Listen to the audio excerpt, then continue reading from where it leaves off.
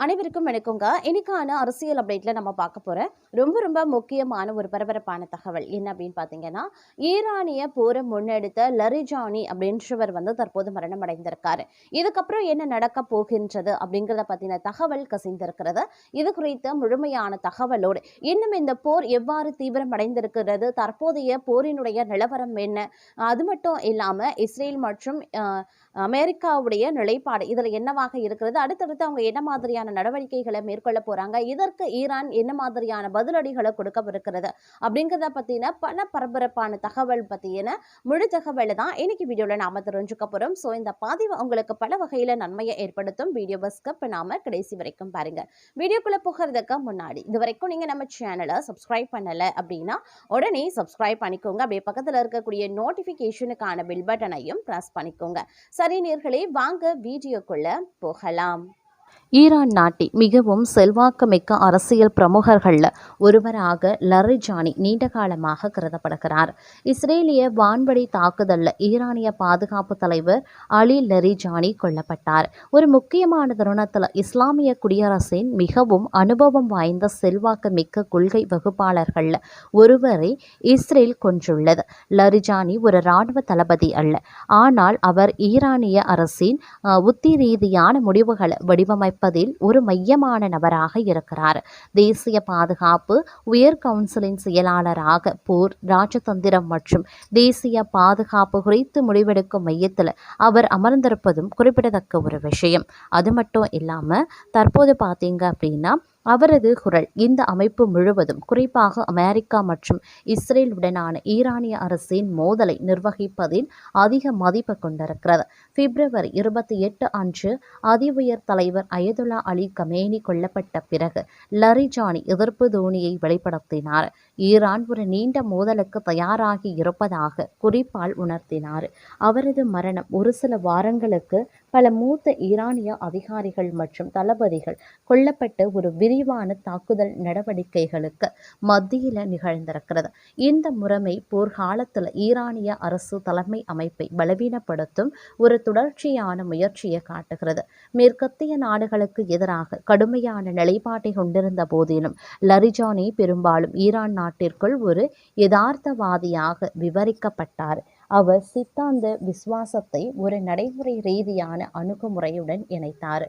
பேச்சு மூலம் தாக்கத்தை ஏற்படுத்துவதை விட கணக்கிடப்பட்ட யுத்திகளுக்கு முன்னுரிமையும் அளித்ததும் குறிப்பிடத்தக்க ஒரு விஷயம் அப்படின்னு சொல்லலாம். மேற்கத்திய சக்திகளுடனான பேச்சுவார்த்தைகள்ல அவர் மிகுந்த சந்தேகத்துடனேயே இருந்தார்.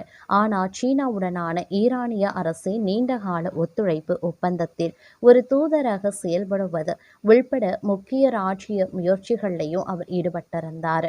அமெரிக்கா இஸ்ரேலிய தாக்குதலின் முதல் சுற்றில் கொல்லப்பட்ட ஈரானிய முன்னாள் அதி உயர் தலைவர் அயதுல்லா அலி கமேனி லரிஜானி இருக்கக்கூடிய புகைப்படம் வெளியாகியிருந்தது. அவரது மரணம் குறித்த செய்தி வந்த நேரத்தில் லரிஜானி 3 முக்கிய நெருக்கடிகளை நிர்வகிக்கும் பொறுப்பில் இருந்தார். போர்தான் அதில் முதலாவது நெருக்கடி. ஈரான் ஒரு நீண்ட போராட்டத்திற்கு தயாராக வேண்டும் என்றும், ஹர்முஸ் நீரினை மூடுவது உள்பட பிராந்தியம் முழுவதும் மற்றும் அதற்கு அப்பாலும் போரை விரிவுபடுத்த வேண்டும் என்றும் அவர் வாதிட்டார். இரண்டாவது உள்நாட்டு அமைதியின்மையாகும். இது பொருளாதார பிரச்சினைகளுடன் தொடங்கியது, ஆனால் விரைவில் இஸ்லாமிய குடியரசை வீழ்த்துவதை நோக்கமாக கொண்ட பரந்த போராட்டங்களாக மாறியது. இவை நாடு முழுவதும் ஆயிரக்கணக்கான போராட்டக்காரர்களை கொண்டு ஒடுக்குமுறையை சந்தித்தன. மூன்றாவது ஈரானிய அரசின் அணுசக்தி திட்டம் மற்றும் முடங்கி போயிருக்கக்கூடிய அமெரிக்காவுடனான மறைமுக பேச்சுவார்த்தைகள் ஆகும். இவை இரண்டுமே இராணுவ தாக்குதல்களால் ஏற்கனவே சீர்குலைக்கப்பட்டிருந்தன. அவர் கொல்லப்பட்டது இந்த விவகாரங்களை தீர்க்கப்படாமல் விட்டுள்ளதுடன் மிகவும் பலவீனமான சூழ்நிலையை எதிர்கொள்ளும் இன்னும் அறியப்படாத ஒரு அடுத்த தலைமைக்கு இவற்றை மாற்றுகிறது.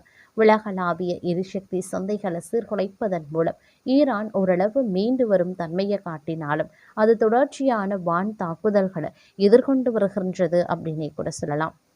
எந்த ஒரு புதிய மூத்த பிரமுகரும் உடனடியாக இலக்கு வைக்கப்படும் அபாயத்தை எதிர்கொள்வாங்க. இது அதிகாரத்தை, இராணுவத்தை நோக்கி மேலும் நகர்த்தக்கூடும். அதிபர் மசூத் பெஷிக்கியான் சமீபத்திய கருத்துக்கள் மூத்த தலைமை செயலிழந்தால் நடவடிக்கை எடுப்பதற்கான விரிவான அதிகாரம் ஆயுதப்படை பிரிவுகளுக்கு தற்காலிகமாக வழங்கப்பட்டுள்ளதை உணர்த்துகின்றன. நடைமுறையில் இது முடிவுகள் விரைவாக எடுக்கப்படுவதையும் குறிக்கலாம். ஆனால் குறைந்த மத்திய ஒருங்கிணைப்புடன் இருக்கக்கூடிய அடுத்த தலைமைகளை தேர்ந்தெடுத்து நிர்வகிப்பதில் தலைமை சிரமப்படுவதற்கான அறிகுறிகளும் இருக்கின்றன. ஈரானிய அரசு பொது அறிவிப்புகளை தாமதப்படுத்தியுள்ளதுடன் புதிய அதிஉயர் தலைவர் முஸ்தபா கமேனி உள்ளிட்ட சில பிரமுகர்களை பெரும்பாலும் வெளி உலக கண்ணில் படாமல் வைத்தும் இருக்கிறது. இது பாதுகாப்பு காரணங்களுக்காகவோ அல்லது உள்நிச்சயமற்ற தன்மையினாலேயோ என்பது தெளிவாக தெரியவில்லை. குறுகிய காலத்தில் இதனுடைய விளைவு மிகவும் நிலையற்ற ஒரு சூழ்நிலையாக இருக்க வாய்ப்புகள் இருக்கின்றன. இதன் காரணமாக போரில் கடினமான இராணுவ நிலைப்பாடு மற்றும் உள்நாட்டில் கடுமையான ஒடுக்குமுறை போன்றவற்றுக்கு வழிவகுக்கலாம். இருப்பினும் காலப்போக்கில் மூத்த தலைவர்களை தொடர்ந்து இழந்து வரும் ஒரு அமைப்பு, குறிப்பாக 90 மில்லியனுக்கும் அதிகமான மக்களை கொண்ட ஒரு நாட்டில் திறம்பட செயல்படுவது கடினமாகவே இருக்கும். லரிஜானியின் மரணம் ஒரு தனி தலைவரின் இழப்பு மட்டுமல்ல, இது போரின் போக்கு மற்றும் ஈரானிய அரசின் நிலைப்புத் தன்மை ஆகிய இரண்டையுமே பாதிக்கக்கூடிய ஒரு தலைமைத்துவ நெருக்கடியை தீவிரப்படுத்தும். ஈரான் நாட்டின் மிகவும் செல்வாக்குமிக்க அரசியல் பிரமுகர்கள்ல ஒருவராக லரிஜானி நீண்ட காலமாக கருதப்படுகிறார். கருப்பு உடையில் லாரிஜானி இருப்பதும் குறிப்பிடத்தக்க ஒரு விஷயம் அப்படின்னே கூட சொல்லலாம். அது மட்டும் இல்லாமல் வளைகுடாவில் ஈரானும் கத்தாரும் பகிர்ந்து கொள்ளும் உலகின் மிகப்பெரிய இயற்கை எரிவாயு வயலான தென்பாஸ் மீது இஸ்ரேல் தாக்குதலை நடத்தியிருக்காங்க. இத்தாக்குதலுக்கு ஈரான் பதிலடி கொடுக்க போவதாக சபதம் ஏற்றிருக்கிறது. மறுபுறம் கத்தார் இஸ்ரேலின் செயலை ஆபத்தான பொறுப்பற்ற செயல் என கண்டித்திருக்கிறது. இந்த தாக்குதல் அமெரிக்கா இஸ்ரேலிய போர் தொடங்கிய பின்னர் வளைகுடாவில் ஈரானிய எரிசக்தி உள்கட்டமைப்பு மீது நடத்தப்படும் முதல் தாக்குதலாகும். இந்த தாக்குதலுக்கு பிறகு அண்டை நாடுகள் தங்கள் எரிசக்தி மையங்களை விட்டு விலகி இருக்குமாறு ஈரான் எச்சரிக்கை விடுத்திருக்காங்க.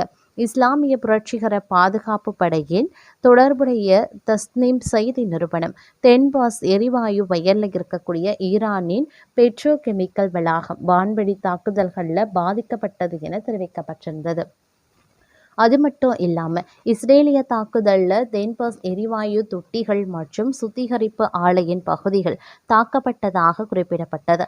தாக்குதலுக்கு பிறகு எரிவாயு வயலில் இருந்து தொழிலாளர்கள் வெளியேற்றப்பட்டு தீயை அணைக்க அவசர குழுவினர் ஈடுபடுத்தப்பட்டிருந்தாங்க. இந்த நிகழ்வுகள் வளைகுடா பகுதியில் பதட்டத்தை மேலும் அதிகரிக்க செய்திருக்கிறது. இப்படி இருக்கையில் இஸ்ரேலிய தாக்குதல்களுக்கு பதிலடி கொடுப்போம் என ஈரான் சபதம் எடுத்திருக்கிறாங்க. வளைகுடா பிராந்தியத்தில் இருக்கக்கூடிய 5 முக்கிய எரிசக்தி நிலையங்களில் இருந்து உடனடியாக தொழிலாளர்கள் வெளியேற வேண்டும் என்று கேட்டுக்கொண்டிருக்கிறது. ஐக்கிய அரபு அமீரகத்தின் அல் ஹுசைன் எரிவாயு வயல், கத்தாரின் ராஸ் லெபனா சுத்திகரிப்பு ஆலை, சவுதி அரேபியாவின் அல் ஜுபைல் பெட்ரோ கெமிக்கல் வளாகம், மைசயித் ஹெல்டிங் நிறுவனம் மற்றும் ஜாம்பெக் சுத்திகரிப்பு ஆலை ஆகியவை இவற்றில் அடங்கும். அதேபோல தென்பாஸ் மீதான தாக்குதலுக்காக கத்தார் இஸ்ரேலை கடுமையாக சாடியிருக்காங்க. கத்தாரின் வெளியுறவு அமைச்சகம் உலகின் மிகப்பெரிய இயற்கை எரிவாயு வயலை தாக்குவது ஆபத்தானது மற்றும் பொறுப்பற்ற செயல் என கண்டனமும் தெரிவித்திருக்கிறது.